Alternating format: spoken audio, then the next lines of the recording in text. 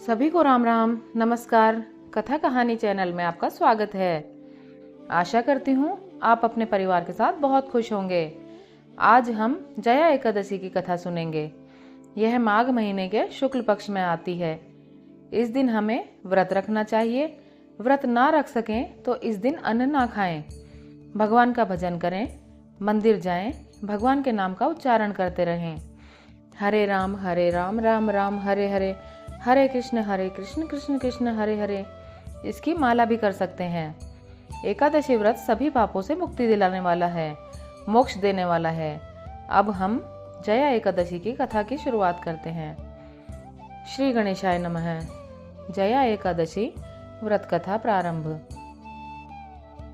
युधिष्ठिर राजा बोले, हे आदिदेव, हे जगतपते, हे कृष्ण, स्वेदज, अंडज, उद्भिज, जरायुज, ये 4 प्रकार के जीव कहे गए हैं। उनके पैदा करने वाले और नाश करने वाले आप ही हैं।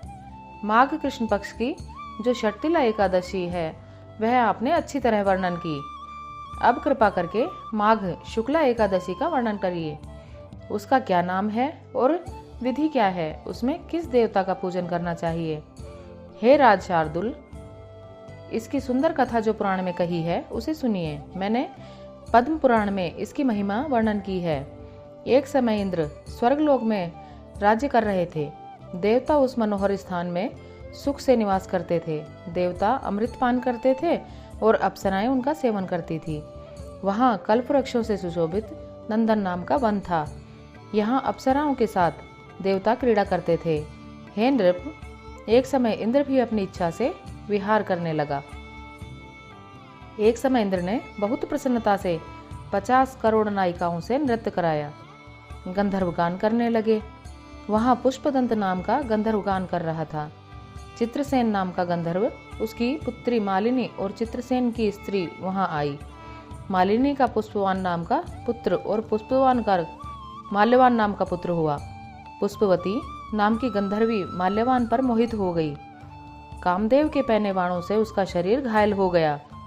उसने अपने सुंदरता से युक्त स्वरूप तथा भाव और कटाक्ष से माल्यवान को वश में कर लिया। उसके पुष्पवती के रूप को सुनो। उसकी भुजा तो मानो कामदेव ने गले की फांसी बनाई है। चंद्रमा के समान मुख है और नेत्र कान तक लंबे हैं। हे नृपोत्तम, कानों में कुंडल शोभा दे रहे थे। वह सुंदर आभूषणों से सुशोभित थी। शंख के समान उसका कंठ था।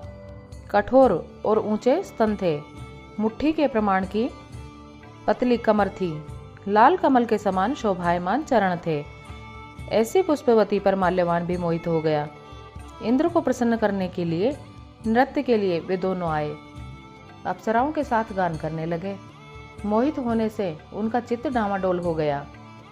इससे शुद्ध गायन नहीं कर सके। परस्पर दोनों की दृष्टि बंध गई। इस प्रकार दोनों कामदेव के वशीभूत हो गए। ताल और राग की गति बिगड़ने से इंद्र इन दोनों के मन की बात को जान गए।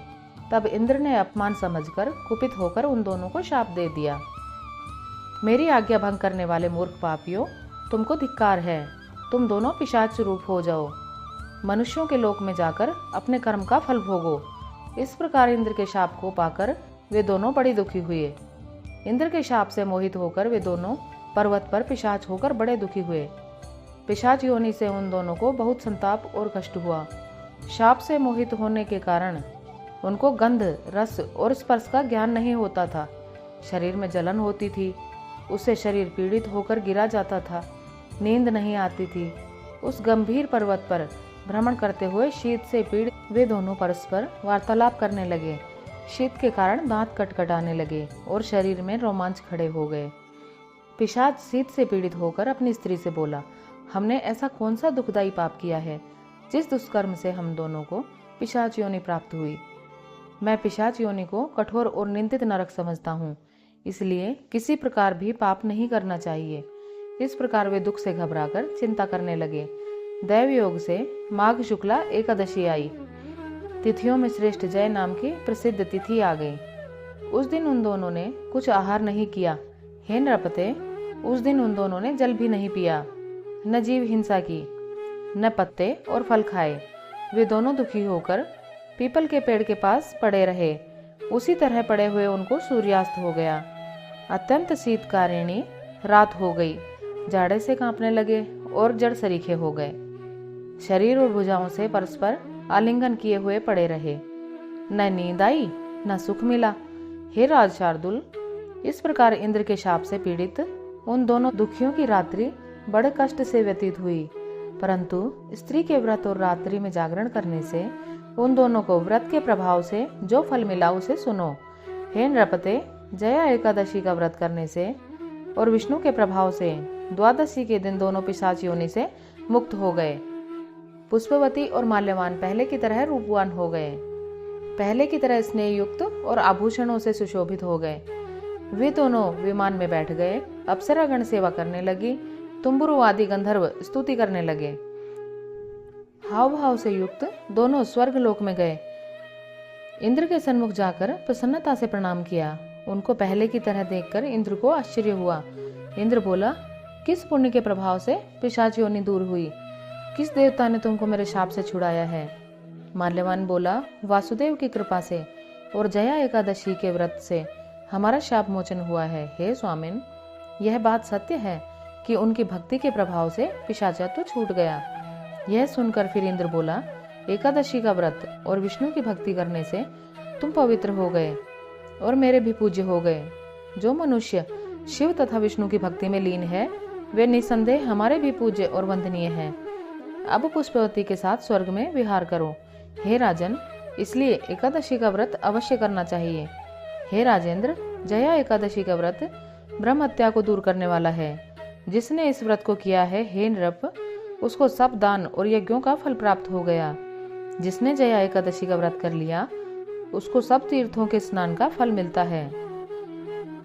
जो मनुष्य श्रद्धा और भक्ति से जया एकादशी का व्रत करता है वह करोड़ों कल्प तक वैकुंठ में आनंद करता है। इसके पाठ करने और कथा सुनने से अग्नि होम यज्ञ का फल मिलता है। इति श्री भविष्योत्तर पुराणे जया एकादशी व्रत कथा महात्म्य समाप्तम। हमारी कथा कहानी सुनने के लिए आपका बहुत बहुत धन्यवाद। हरे कृष्णा, राधे राधे। अगर हमारी कहानियाँ आपको अच्छी लगती हैं तो चैनल को लाइक करें, सब्सक्राइब करें, शेयर करें।